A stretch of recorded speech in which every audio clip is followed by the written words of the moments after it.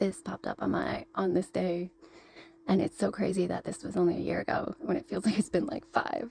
It's it's just crazy when you know that, like, even after this, like, even after I'm saying, like, I don't think the police are gonna read the texts about, sacrifice and you calling the girls lambs and stuff, because they did still hand the girls over to him. And he, like, refused to let me go with them, and, like, asked the police to take me out of the car when I was like, just I'll go with you guys. Like, yeah, it's just crazy. I'm so glad that I don't have to deal with this anymore. That's the only thing that I get now, is like him messaging me like, hey, the girls' benefits aren't, they're gonna be off for a little bit, and I just text him back like, okay, cool. Like, that's all I have to deal with now. And then I have a relationship with his mom and sister now, and this is, I wish I would have known like a year ago that this is how it's going to turn out. It would have really brought me some comfort. Said, I can tell you right now that we aren't going to get along as long as you still think I've kept the girls from you as a punishment. It's not, and if you'd actually take an unbiased look at our situation, as few people have now, and see that I've protected the girls from watching you abuse and harass me, they don't know about any of it. They don't have a clue that anything has been going on whatsoever, and that's because I always put them first. I honestly can't see a police officer seeing the text you've sent me, talked about sacrifice and how our daughters are lambs. It would be irresponsible for anybody to read that and even consider handing over the girls to you where you won't be supervised. I'm very sorry that you're having a hard time right now, but anybody can see that the girls are exactly where they should be and with the person who looks after them the best. I put my entire life on hold to stay at home and raise our daughters, and until you learn to appreciate that, we aren't ever going to get along. He says, so what do I need to do to fix this? What do I have to do to make things so we can at least talk again? So I said, you need to stop accusing me of trying to hurt you, no more name calling. He says, we're family, give me a chance now that I'm not acting like a moron in a breakup. I had never been engaged before, and I truly loved you. Sounds good to me, promise. I said, stop making excuses then. I'd love for you to step up. You have no idea how much I'd love that for the girls, but you would have a lot of work to do to earn back everyone's trust. He said, you want me to come there and help with the girls and fix the rift, be a gentleman? I said, if you could do that, that would be a way to start for sure. I don't want you to rush over. You need to be consistent. I can't have you coming and going without any goodbye or explanation to the girls. So he said, I can come over on weeknights, watch something with you until bedtime. I'm permanent night, so I sleep all day. So I said, what happened? So he said, he's driving to the island, just me in the car, you should call. I said, yeah, I don't want you texting and driving, but I can't do a phone call. I like everything to be in writing so that I can, so he can't say something and then take it back. So yeah, I'm really weirded out that like 2 days ago I was a pig, and now you want to give me exactly what I've been asking for all this time. This is what he does. I'm off next weekend, then back to the grind. I'd really like to see you guys next week. And I said, I'm sorry for killing your buzz. I can tell you're really happy, and I'm glad. He says, I was referring to scripture. Sorry about that. Won't happen again. So I said, good. How have you been? I miss you guys. I said, please don't text and drive. He says, I'm at the reserve. I said, okay, good. I can't live with myself. If you die, don't text me. So he says, driving again, be right back. I got an update with the cops. I'd really like us to work out a strategy and not go that way. I'd like us to be friends again at the very least. It doesn't have to be this way. So we can make it so we all get what we need from each other. You're the mother of my children. I love you, and I want things to be okay between us. Just in case somebody's paying attention and might be confused, at this point he had gone and got the court order. He made sure I wasn't at court so that he got everything that he wanted. Yeah, and then he was just going to start picking up the girls. He had involved the cops, accusing me of harassing and attempting to extort him, which was not true at all. We had made a deal that if he kept all the money that we had saved up together, that he would just walk away, pretend we never met, like leave me and the girls alone. That wasn't good enough. After he blew all that money, he came back demanding the girls. So what had happened here was, so I stopped responding to him here because just he brought up the cops and how he had a plan, and to me that was manipulative, and I didn't want anything to do with it. So I was just like, no, not doing it. But then when he did try and show up to pick up the girls, I had asked my mom to take the girls away so that I could meet up with him and like talk to him. It didn't go good. My mom and grandpa had watched from the camera, and then my neighbor was watching out the window, and everybody was really worried. But yeah, but even after this, he still picked up the girls, and yeah. You can begin on the path of healing this. I can come over anytime next week, as much or as little as you want. He says, I'm done driving for the day, my phone service is not good, we can talk on Messenger, can we talk? There's no game, Sarah. I thought maybe there was a chance. We already knew that happened. Sarah, please talk to me when you see this. Oh, this was when we were meeting up. This was after he left.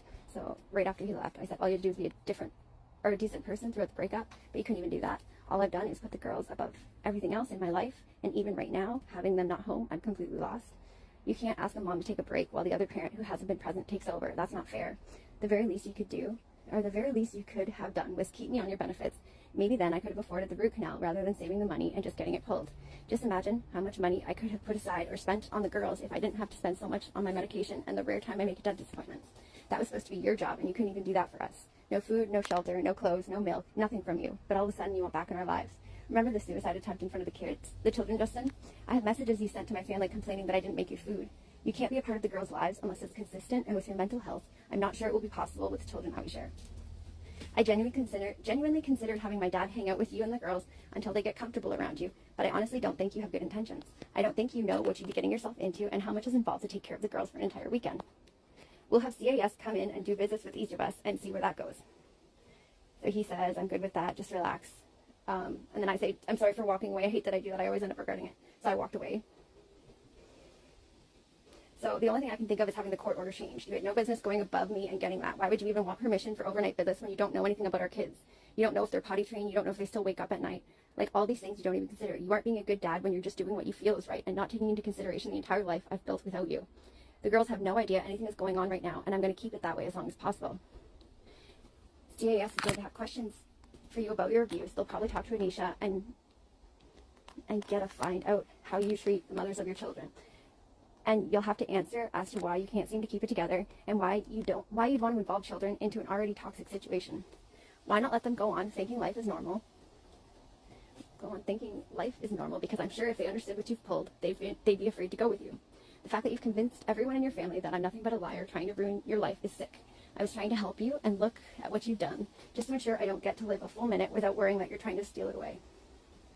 You fucked off while I did all the hard work by myself and made sure I knew you weren't missing me. You weren't lonely. You were having a great life without the girls, and I involved in it. That was you who did all of that while I stayed at home and raised the girls and turned them into the beautiful people they are. You aren't able to play nice long enough to get what you want, so you had to screw me over in court. Don't think I didn't notice that you didn't show your face at the first court date, but had a full conversation with the judge when I wasn't there to express my concerns. Everything you do only makes things worse, and you've gone past the point of redemption. You'd have to become a whole new person. You'd have to come clean to your family. You'd have to apologize to my family. And your ego is too big to even consider doing any of that. You need to lose basement apartments from your mind when it comes to house shopping.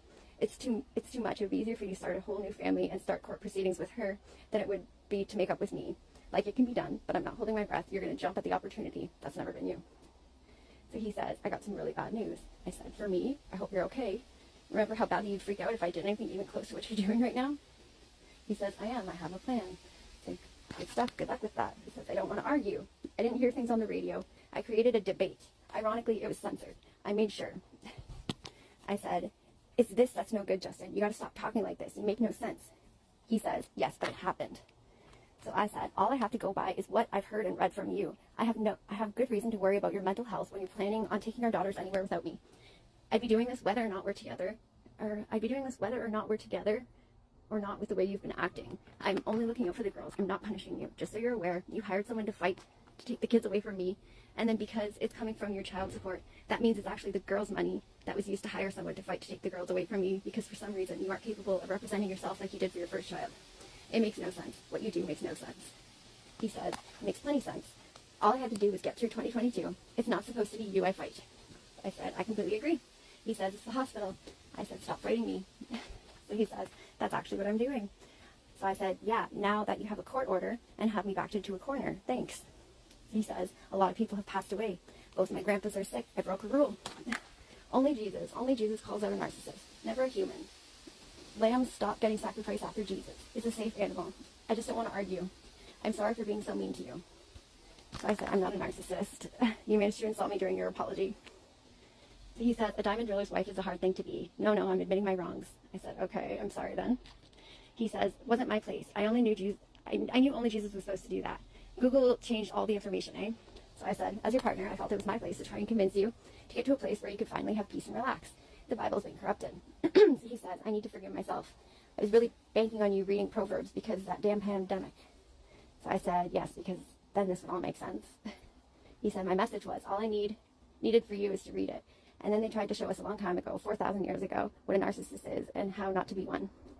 So I said, I'm not. I live my life for other people. He says, you're only supposed to know how I believed I should conduct myself. I literally had church abuse done to me, eh? So I said, okay, that's not your kid's problems. You got to stop worrying about yourself so much. So he said, nope. But I allowed myself to get the ring and give it to you regardless. The whole point of that was for you to only see how I conducted myself.